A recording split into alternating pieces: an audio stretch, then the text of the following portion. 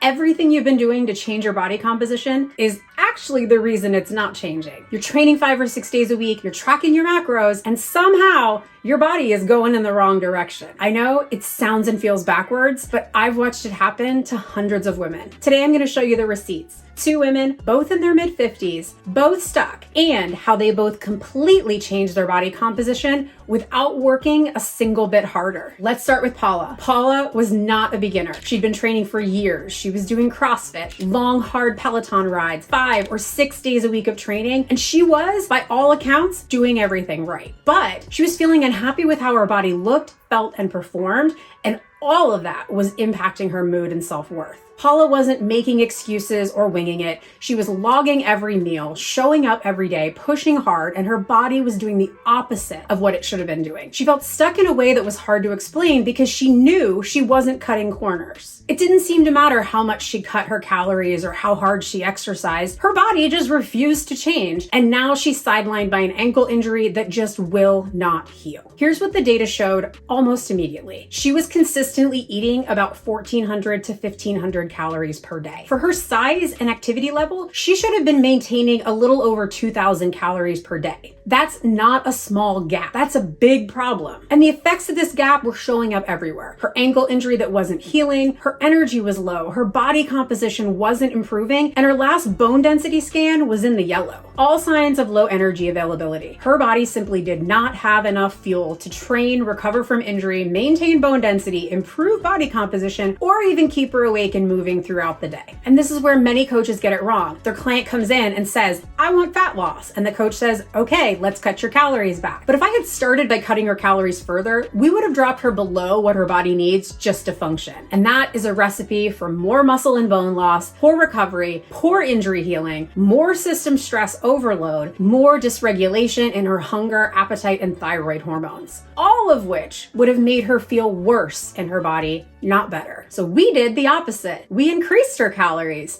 slowly, week by week. And this is the part that feels wrong until it works. Here's what happened. Her ankle started improving. Her strength went up. Her cardio got more efficient. Her energy rebounded. She even went to Paris for a week, ate everything she wanted to, didn't track a thing, and didn't gain weight. That is what a functioning metabolism does. Paula hasn't even done her fat loss phase yet, but her physique is already changing. And that is the point, because she is no longer trying to force fat loss on a system that just isn't ready for it. But if all you hear is eat more, you're gonna miss what actually made this work, because the real shift isn't in calories. It's a customized training and nutrition program sequenced perfectly to reduce body fat and increase muscle and strength. To see the full picture, what happens when a smarter system is in place, let's talk about my client, Kelly. Kelly came to me just like Paula at age 56. She had 2 decades of training behind her: hockey, skiing, running, lifting. And here's what she said to me. I've done cuts before, but I'd just go back to eating the way I was and I'd gain all the weight back. That's the cycle most women stay stuck in. They lose, they regain, they repeat. So the problem wasn't fat loss, it was,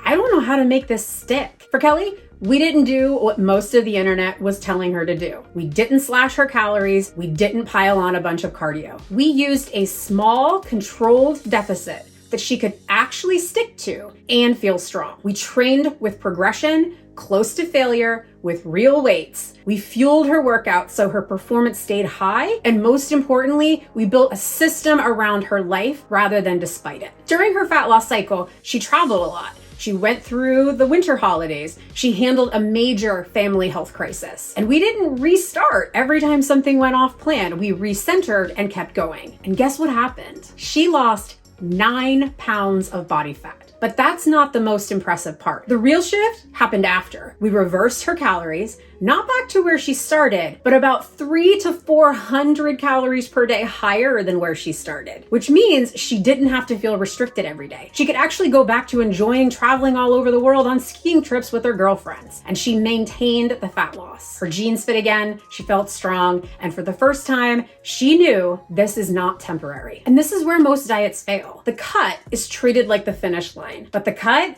is the easiest part, especially for women like you who are already really good at the willpower and discipline thing.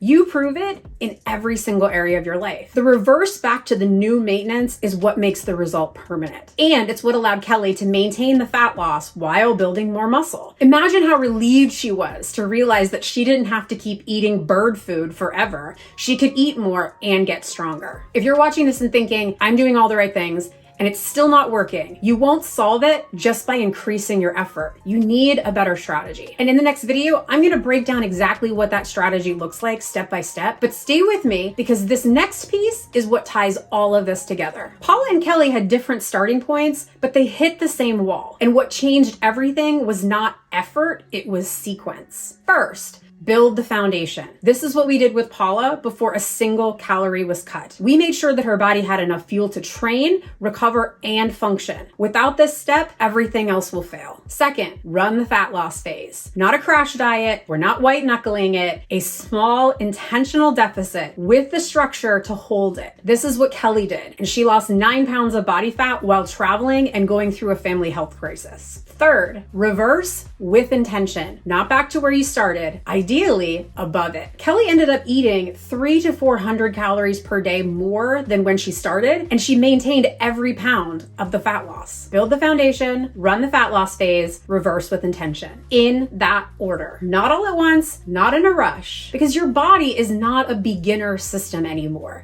It needs the right stimulus at the right time in the right phase. So if you're doing everything right, and your body still is not responding, it's not your hormones, it's not your broken metabolism, it's your strategy. And that's good news because strategies can be fixed. If that's where you are right now and you're done trying to solve it alone, there's a link below to apply to work with me. I work with a small number of women at a time. This is not a template or a cookie cutter plan. It's coaching built around your training history, your metabolism, and your life. If that's what you've been looking for, the link's below. And in the next video, I'm gonna show you exactly what this system looks like step by step, including the one phase most coaches will skip entirely.